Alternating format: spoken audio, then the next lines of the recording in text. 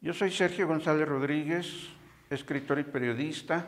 Desde hace varios años me dedico a la crítica cultural, soy también narrador y ensayista. Yo creo que México está contemplando la imagen frente al espejo, su propia sombra, y esto implica replantear qué nos espera como Estado-nación hacia el futuro, qué nos espera como cultura. Esto se registra muy claramente por parte de artistas, fotógrafos, cineastas, músicos, creadores, literatos.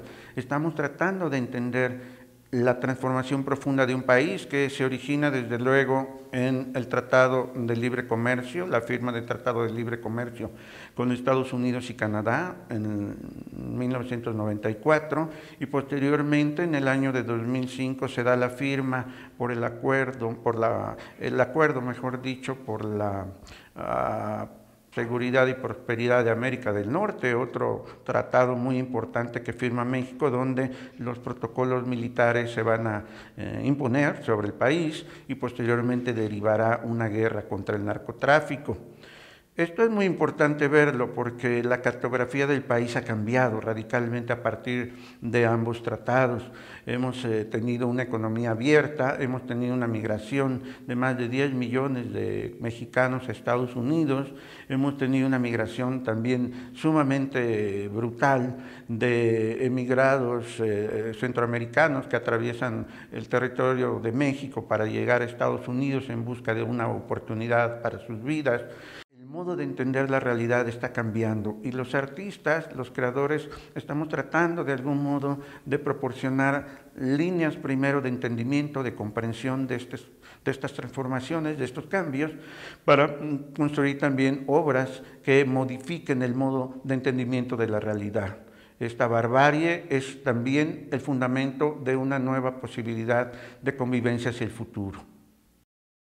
En México, por desgracia, hemos perdido el Estado de Derecho. ¿Qué quiere decir con esto? Hemos tenido el auge del crimen en nuestra sociedad. Tenemos un índice de impunidad absoluta de los delitos, estadísticamente del 98 al 99% de todos los delitos que se cometen en México no se castigan.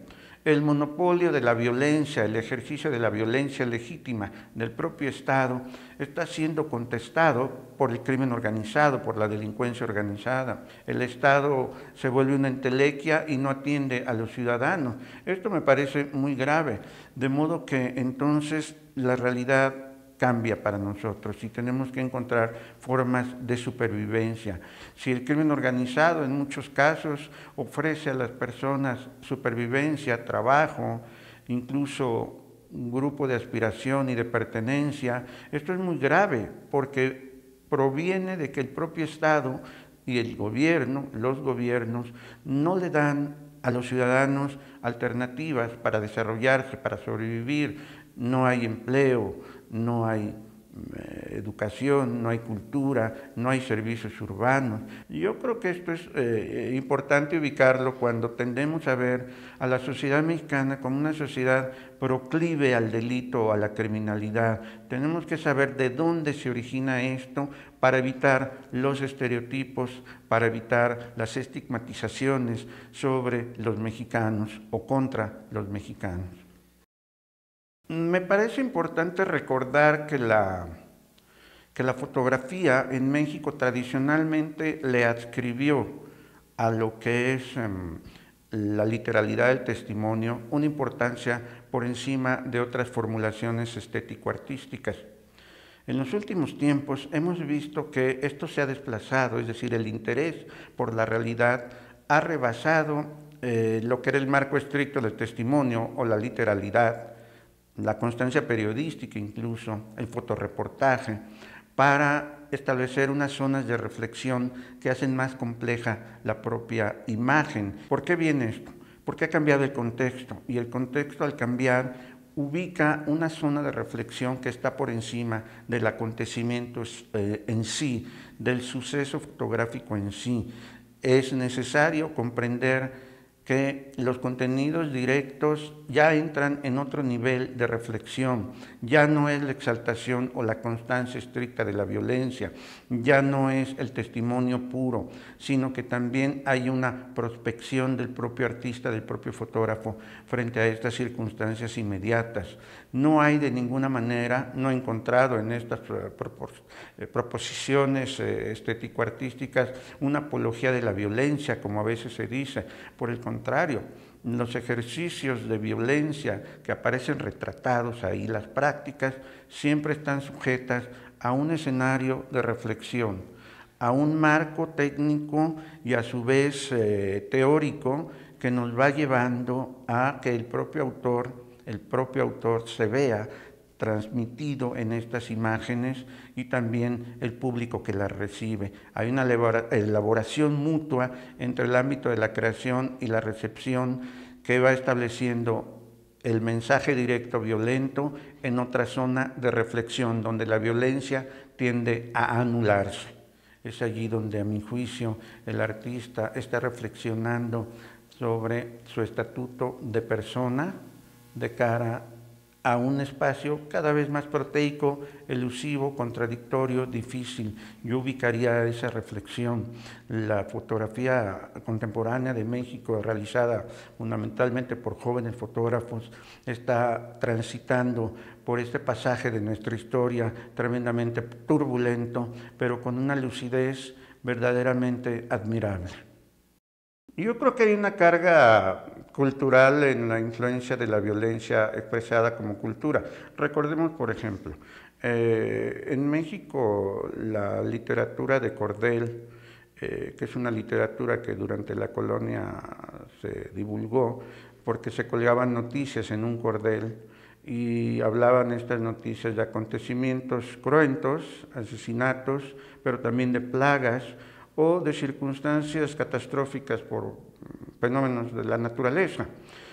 Hay una relación del individuo frente a estos efectos de alto impacto social y va quedando en la memoria colectiva hasta desarrollarse como la expresión de nota roja. El periodismo mexicano moderno del siglo XIX hacia el XX reside mucho en la influencia de la nota roja.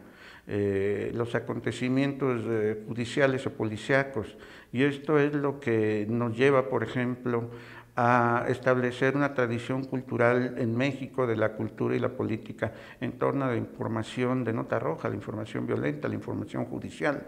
De pronto se nos olvida que ha quedado completamente arraigado en nuestra percepción cultural esta tendencia. Y cuando se dan fenómenos de enorme impacto colectivo, como con la guerra contra el narcotráfico, los asesinatos de los grupos criminales, los asesinatos con carga simbólica de los mismos delincuentes, pues reaparece este contenido que está en nuestra cultura, como está en otras. Lo que sucede es que en México tiene un rasgo también muy significativo porque la alta cultura, desde el muralismo hasta la fecha, o la pintura de Frida Kahlo, recogió también estos elementos que traducían la supervivencia, la lucha de clases, la violencia social, y no van a desaparecer, simplemente van a estar ahí como una forma de testimoniar nuestro propio pasado. Pero este pasado no es necesariamente negativo. Lo que es negativo es que las instituciones prevariquen, se corrompan y no ofrezcan a los ciudadanos la seguridad que están obligados a proporcionar. Yo creo que el problema no es la cultura, no es nuestra memoria, el problema son las instituciones que no cumplen con su cometido, y es ahí donde al artista se le ve como el mensajero que hay que censurar y que hay que aniquilar de una realidad que trasciende a los propios ciudadanos. Yo creo que tenemos que ser muy claros para establecer un límite frente a esta prevención. La imagen bonita, la imagen buena de México no es la imagen que merecemos ni los mexicanos ni las personas que nos ven desde el exterior.